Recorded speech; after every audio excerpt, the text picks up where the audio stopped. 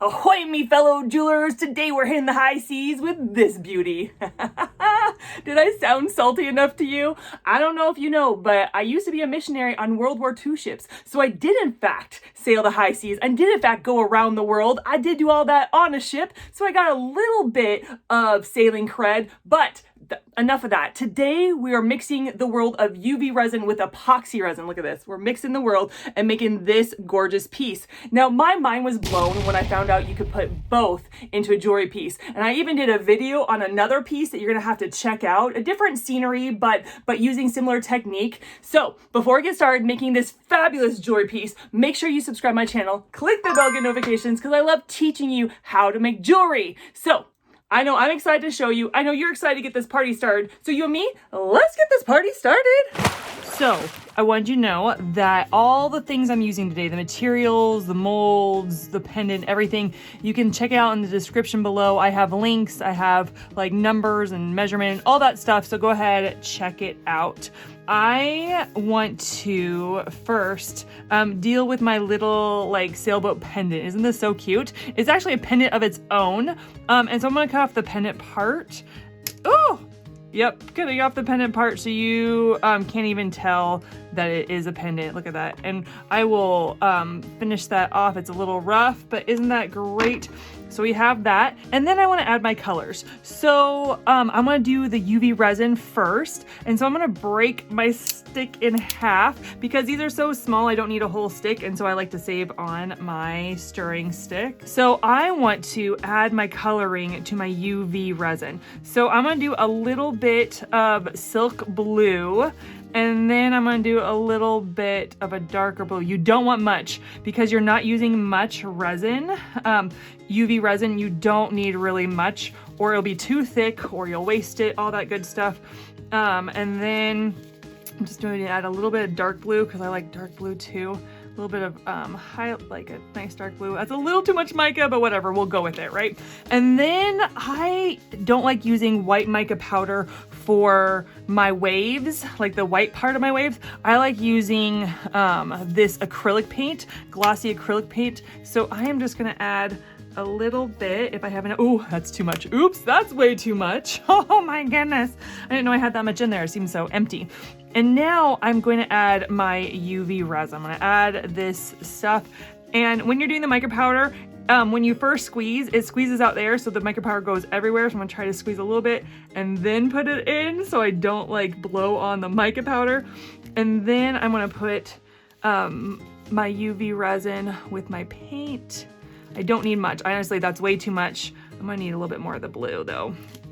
Okay.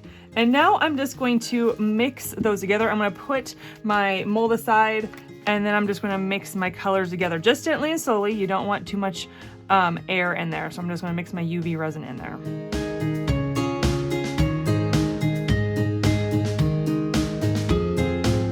Now they are mixed, I'm gonna put them to the side, just like so. And now I'm gonna put my UV down. I'm gonna do the waves first, and I'm actually gonna use a regular paintbrush that I got at Walmart. I'm gonna put some on first, just to get it on there. Oh, I hit the side. I didn't wanna hit the side, but whatever. We can scrape it off later when it dries. And I'm going to just put some in. These are really thick molds. They're really deep. And so you don't need to put the blue all the way up to the top. You're gonna have the epoxy resin for that. So I'm just putting it in here. I'm gonna put in a lot because I'm gonna actually put in probably all of it because it's a big pendant. It's a big pendant and you kind of want to fill it. And then we'll add some waves in there. We'll add some waves. We'll make it kind of look flowy. And that's the nice thing about UV resin is that you put it where you want it and then you hurry up and dry it so that it stays exactly where you want it. With epoxy, you can't do that. It has to wait 24 hours to dry, and if you have coloring to it or you do other things, it may not dry the way you want or may come out even better than you think.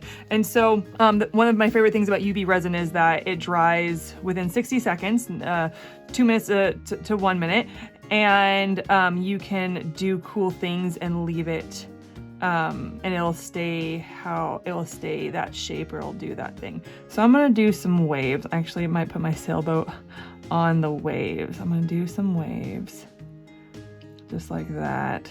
I might actually bring this up here so it looks like a storm. Ooh, we're getting fancy. We're getting fancy.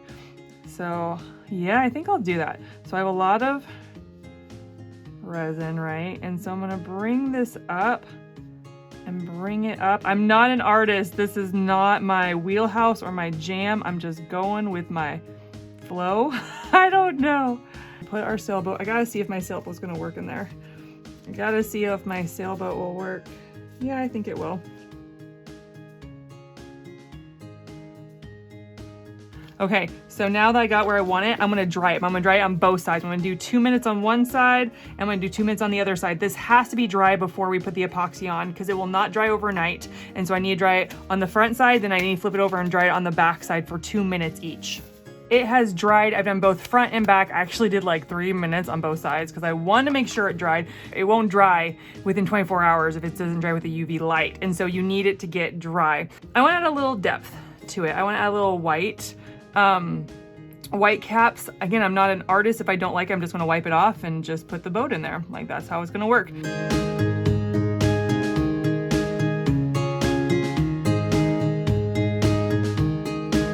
All right, I barely did it. I'm just gonna do a quick dry on one side and then we'll put the boat in.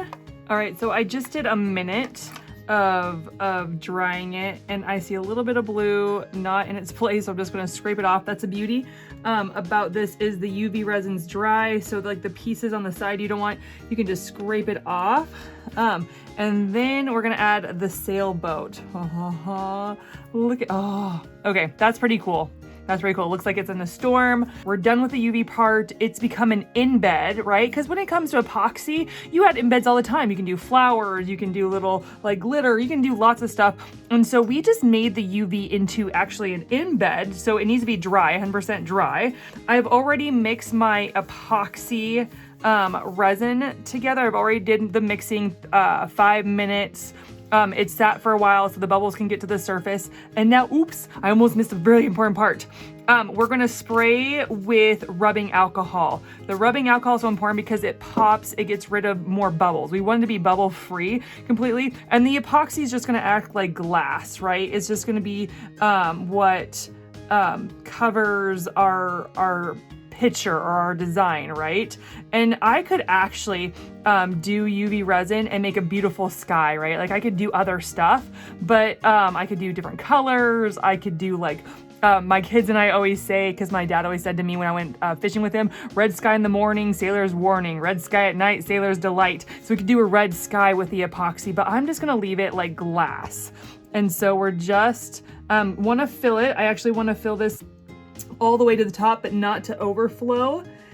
Yeah, it's so pretty. I'm seeing some bubbles because the bubbles are going to come to the surface. So you can either do rubbing alcohol fire, which you kind of don't want to do with rubbing alcohol, or you can get a toothpick and pop all the bubbles. And so I'm just going to keep an eye on it.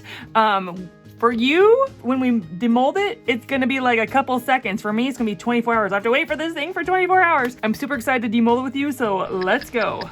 24 hours later, and we're gonna unmold, demold, whatever you wanna say, this sucker. I'm so excited. It turned out beautiful. I can't wait to get it out of the mold. Oh yes. And let me see if it dried.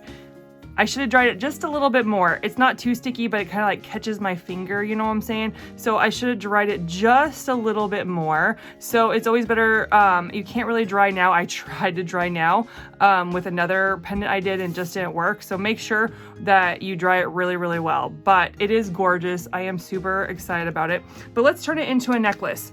So I made this necklace. It's an adjustable leather necklace. I'm gonna show you in a video how to do that, another video. And then I did some barrel knots here. So I'm gonna put it in between here. So what you're gonna do is, all you need to do is you need to take one jump ring and you're gonna open it up. So this plier is gonna go this way and I'm gonna put another plier on this side and go towards me. So we're just going to open it up like this really big. I wanna open it big because it's kind of a big hole. And then I am going to, put it through. And then I'm gonna put between the two barrel knots. I'm gonna put between the two barrel knots. And I'm going to close up my jump ring. Like this. Make sure your jump ring is completely closed. And there you have this gorgeous pendant that you made with UV and epoxy resin. Oh my gosh, I love it so much.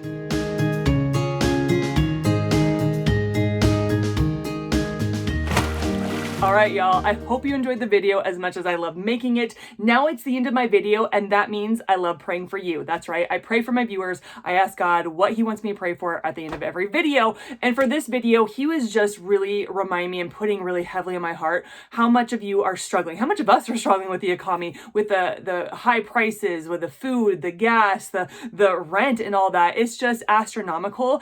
And the Lord wants to just know that he is with you. And he wanted me to share some of my testimony. Now, I know at the beginning of the video, I said I was a missionary. I did that for 11 years. I was a missionary for 11 years and never got paid during that time. I never got paid for being a missionary. We just trusted God for everything.